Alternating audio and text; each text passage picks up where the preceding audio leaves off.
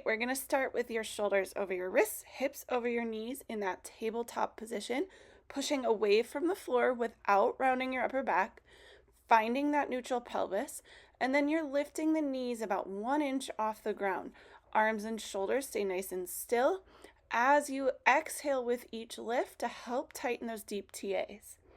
And then we're flipping over onto our back, and we're going to go with some bicycle crunches, but we're still really trying to connect to the deep core. Use those lower abs and deep core to help get that full extension in the leg.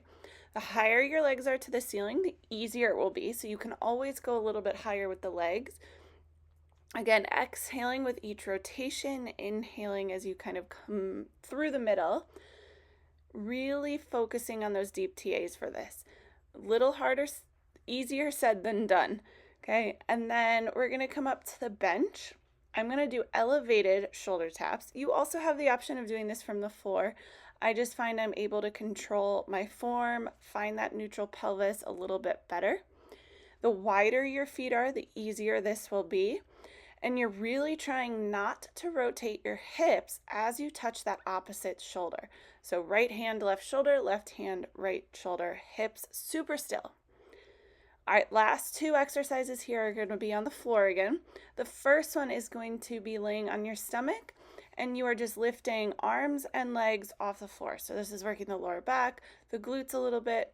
You are just holding here. Breathing through the movement. Okay, core should still be slightly engaged, but we're focusing a little bit more on the back body. Try and get those thighs and chest off the floor as much as possible. I know it doesn't look like my thighs are off the floor, but I am trying, okay? Really getting into the back body here. Big full inhale, big full exhale. And then last but not least, we're gonna do a hollow body hold. So I'm gonna do a slightly modified version. So if you notice, I started with my knees at 90 and then extended them as far as I felt like I could before I lost that connection to my deep core and lower back. Okay, as soon as my pelvis started to tip, that's kind of when I pulled back a little and hold it here. Breathing through this, chest and neck off the ground as well.